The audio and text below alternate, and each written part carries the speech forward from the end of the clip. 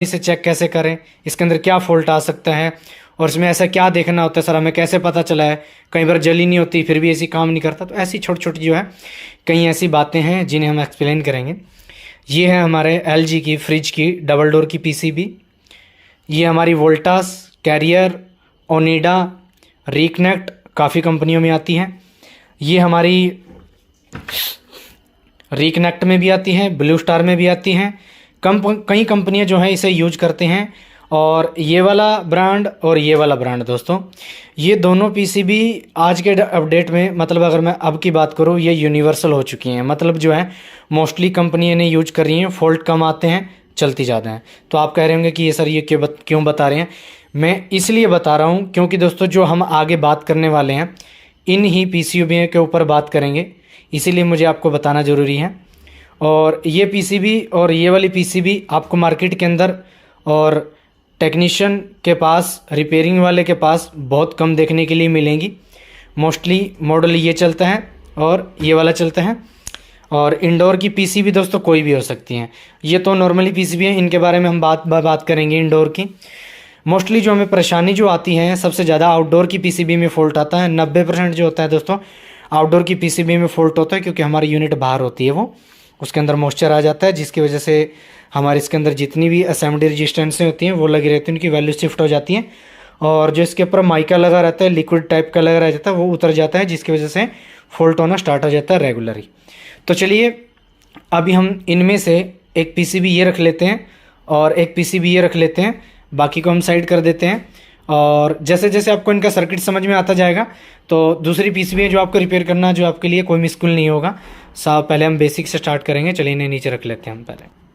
तो दोस्तों बेसिकली जो है हमारे पास ये दोनों पीसीबी आ चुकी हैं। और ये वाली पीसीबी जो है ब्लू स्टार में यूज होती है 1 टन में। बाकी सर्किट सबका सेम ही रहता है, बस थोड़ा डिज़ाइन का फ़र्क होता है, क्योंकि हर कंपनी जो है अपने लिए अपना डिज़ाइन बनवाती है ताकि हमारी पीसीबी जो है हर चीज़ से डिफरेंस हो।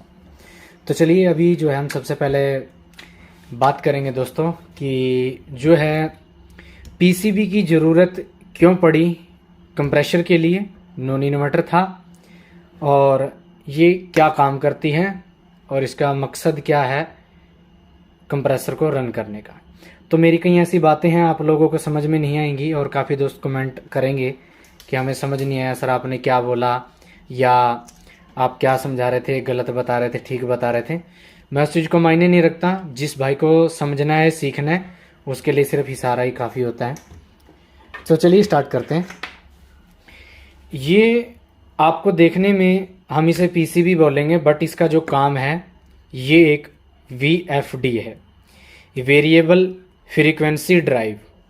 तो दोस्तों ये क्या है वीएफडी, वेरिएबल फ्रीक्वेंसी ड्राइव।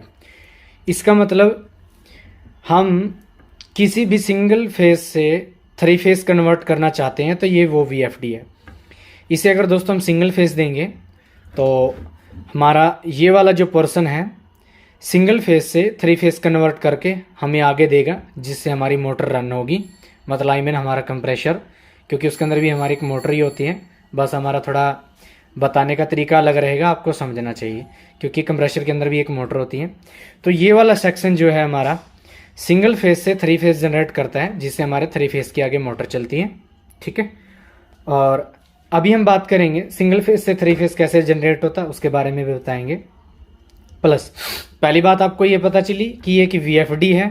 तो ये वीएफडी है तो इतना तामझाम क्यों लगाना पड़ा, हमारा इतने एरिया में भी काम चल सकता था। ठीक है, तो इसको इतना मॉडिफाई इसलिए करना पड़ा क्योंकि दोस्तों इसके अंदर कुछ सेफ्टी प्रोटेक्शन और सेंसर बेस्ड चलने वाली चीज़ें बनानी पड़ी। इसको दोस्तों सेंसर बेस्ड बनाना पड़ा क्योंकि हमारी जो यूनिट है इंडोर यूनिट, ठीक है, जैसे हमारी ये इंडोर की पीसीबी है और ये आउटडोर की पीसीबी है। अगर ये डायरेक्ट कंप्रेसर को चलाती रहेगी तो एक टॉर्क लोड बढ़ जाएगा, जैसे हमारा नॉर्मल इन्वर्टर एसी का होता है। इसमें क्या है, ये पीसीबी इससे बातचीत करती है, इससे कम्युनिकेट करती है। एक ये कोड जनरेट करती है जिसे हम बाइनरी कोड कहते हैं, और वो कोड ये आपस में दोनों रीड करते हैं। इसका प्रोसेसर ये लगा हुआ है और इसका प्रोसेसर यहाँ पे लगा हुआ है। इसे हम प्रोसेसर भी बोलते हैं, माइक्रो कंट्रोलर भी बोलते हैं, मेन आईसी भी बोलते हैं, इसे चिप भी बोलते हैं। ठीक है, तो इसके अंदर जो सेफ्टी प्रोटेक्शन लगे हुए हैं जो इसे कंट्रोल करते हैं, तो इससे जो है मेमोरी से, मेन माइक्रो कंट्रोलर से चलता है। ठीक है सिस्टम। अभी हम बात करेंगे, ये जो हमारा सेक्शन है ये हमारा एसी लाइन का सेक्शन होता है, जैसे हमारी एसी वोल्टेज इनपुट होती है और फिल्ट्रेट होकर हमारे सिस्टम में ब्रिज तक पहुंचती है। ठीक है दोस्तों, मैं थोड़ा जूम बढ़ा लेता हूं। तो ये हमारे ब्रिज तक पहुंचती है और अभी हम देखेंगे ये कनेक्टर लगा हुआ है। यहाँ पे हमारा एक ना हाई फ्रीक्वेंसी के लिए ट्रांसफार्मर यूज होता है। हमारे काफ़ी दोस्त जो हमारे टेक्नीशियन भाई हैं वो इसे ट्रांसफार्मर बोलते हैं। एक्चुअल में दोस्तों ये ट्रांसफार्मर नहीं होता, मैं बता देता हूँ आपको। ये एक रिएक्टर कॉइल होती है, मतलब कॉपर का नॉर्मल कॉइल होता है। आप देखेंगे कभी भी, अगर आपने नॉर्मल ट्रांसफार्मर देखा होगा तो उसके अंदर यहाँ से इनपुट होता है, यहाँ से आउटपुट होता है। वह या तो वो ट्रांसफार्मर स्टेप अप होता है या स्टेप डाउन होता है। स्टेप डाउन का मतलब अगर हम उसे AC वोल्ट इनपुट देंगे, ठीक है, तो वो DC हमें कम करके देगा। कहीं ऐसे होते हैं एस लो वोल्टेज लेते हैं और हाई वोल्टेज आउटपुट करते हैं, वो स्टेप अप ट्रांसफार्मर होता है। ठीक है, तो दोस्तों ये ट्रांसफार्मर नहीं है, ये एक रिएक्टर कॉइल है। आप देख सकते हैं ये साइड में PCB पड़ी है। इस PCB के अंदर रिएक्टर के लिए अलग से कोई तारें नहीं लगी हुई हैं। ये हमारी फ़ैन की हैं और ये हमारी कम्युनिकेशन ब्लैक और न्यूट्रल फेस और ये ग्राउंड की है। इसमें ये कॉइल इसके इंटरनली जो है इन्होंने फिट कर रखी है, अलग से हमें रिएक्टर लगाने की ज़रूरत नहीं है। चलिए इस मैटर पे हम डीपली बाद में जाएंगे, पहले मोटी मोटी जो इसकी बेसिक नॉलेज ले लेते हैं। ये मैं बीच में इसलिए बताता रहता हूँ ताकि आपको आगे समझने में दिक्कत ना आए। यहाँ पे रिएक्टर लगता है ये, ठीक है। और आगे की हम बात करें, ये हमारा AC लाइन का पोर्शन होता है जहाँ से हमारी 220 वोल्ट फिल्टर होके ये हमारा PTC लगा हुआ है, ये देख सकते हैं दोस्तों। PTC का क्या काम होता है वो भी मैंने एक पहली वीडियो में क्लियर किया है, बट अभी भी मैं बताऊंगा। इससे AC लाइन से सीधी सप्लाई जाएगी हमारे ब्रिज तक। देखेंगे AC लाइन से पहले यहाँ पे एक हमारी रिले लगी हुई है। ये जो रिले है दोस्तों, इस पूरे सर्किट को प्रोटेक्ट करती है, प्रोटेक्शन देती है ये रिले जो है दोस्तों आपको हर एक आउटडोर की PCB में लगी मिलेगी, जैसे इसमें यहाँ लगी हुई है। और मेरे पास जो मैं आपको ब्लू स्टार की PCB दिखा रहा था, इसमें यहाँ पे लगी हुई है। तो दोस्तों ये रिले क्या काम करती है, ठीक है, रिले क्या काम करती है? इस रिले का काम है पूरे सिस्टम को प्रोटेक्ट करना, ठीक है।